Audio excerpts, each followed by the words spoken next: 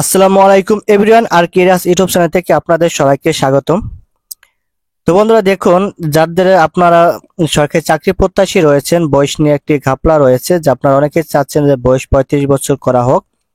আর অনেকে কিন্তু অনেকে কিছু কিছু লোক এর বিরোধিতা করতেছেন, বয়স 35 বছর না, আপনার 30 বা 32 বছর করা হোক, এরকম একটা ধারণা আপনাদের অনেকেই রয়েছে। তো দেখুন, একটি প্রজ্ঞাপন জারি হয়েছে, সেই প্রজ্ঞাপনে কি রয়েছে আমি মূলত সে বিষয়ে আলোচনা করব। এবং দেখুন এখানে প্রজ্ঞাপনের শিরোনাম হচ্ছে বা বিষয়বস্তু হচ্ছে যে সরকারি চাকরিতে প্রবেশের বয়সসীমা 35 বছর এবং অবসরের বয়সসীমা 65 বছরের উন্নীতকরণ। তো দেখুন, বয়সসীমা যদি আপনার 35 বছর করায় এবং অবসরের বয়সসীমা যদি আপনার 65 বছর করে, তাহলে কিন্তু আপনার আলটিমেটাম কি হচ্ছে, এখানে কি আপনার বেকার বাড়তেছে নাকি কমতেছে? আমার মনে হয় বেকারের সংখ্যা আরো দিন গেলে বাড়বে।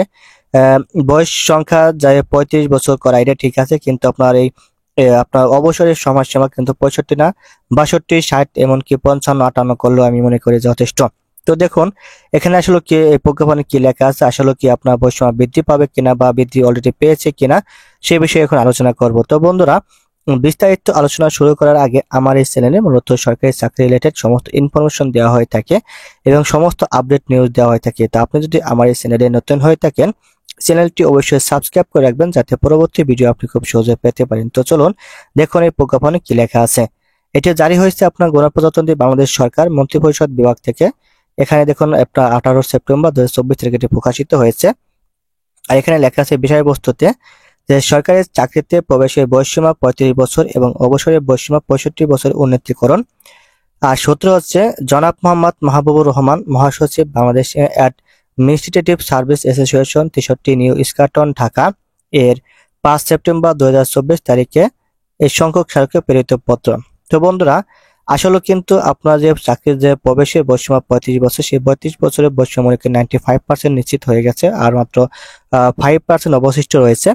তো দেখুন, এক্ষেত্রে আপনার এই চাকরির বয়স কিন্তু অনেকে আবার চাচ্ছে না যে 35 বছর হোক। আমি মনে করি চাকরির বয়স 30-32 বছর করা হোক বা 35 বছর করা হোক, কিন্তু চাকরির বয়স আপনার 35 বছরই থাক, কিন্তু আপনার এখানে এই কমিয়ে দেওয়া হোক আপনার অবসর যে সময়সীমা, এটি 62, 60 বা 55, 58 ভিতর সীমাবদ্ধ রাখা আমি মনে করি উত্তম। এখানে যদি আপনার 65 বছর করা হয়, তাহলে কিন্তু আসলে বেকারের যারা বেকার বা 35 বছর আবেদন সময়সীমা করেও কোনো লাভ হচ্ছে না।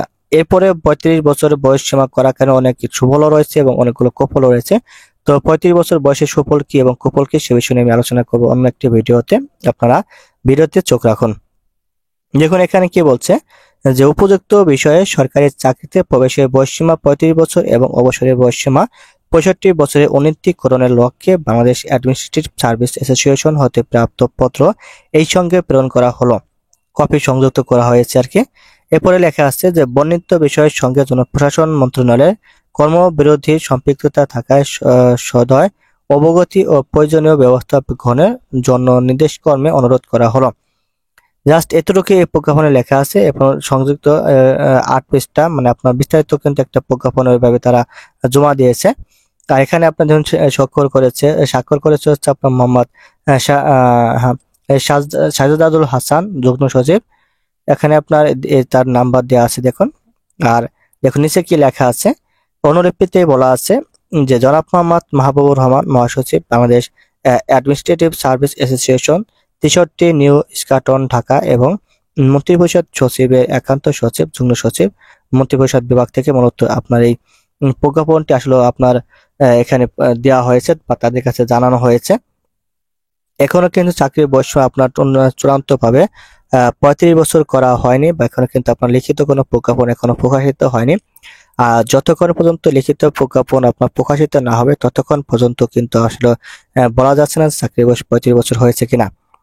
আর এই ক্ষেত্রে কিন্তু দেখুন যে আপনার ঢাকা বিশ্ববিদ্যালয়ে কিন্তু রাত্রে আপনার একটি আন্দোলন সৃষ্টি হয়েছিল বা আন্দোলন হয়েছিল, সেটি হচ্ছে আপনার চাকরি অবসর সময়সীমা নিচের দিকে আনার জন্য এবং চাকরির প্রবেশের বয়স সময় নিচের দিকে আনার জন্য। তো এটা নিয়ে আসলে অনেকে দ্বিধাদ্বন্দ্ব রয়েছে, বয়স 35 বছর হবে কি হবে না, অনেক ধরনের আপনার মত বিনিময় রয়েছে। তো এটা কিন্তু আসলে চূড়ান্ত কোনো প্রজ্ঞাপন না, এটা জাস্ট আপনার একটি অনুলিপি বা তাদের কাছে অনুরোধ করা হয়েছে, জাস্ট এতটুকুই।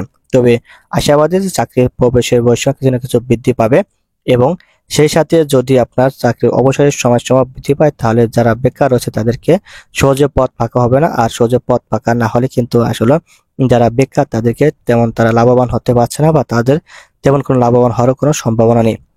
তো বন্ধুরা, আজকে ভিডিও এই পর্যন্ত। সবাই ভালো থাকবেন, সুস্থ থাকবেন। আসসালামু আলাইকুম।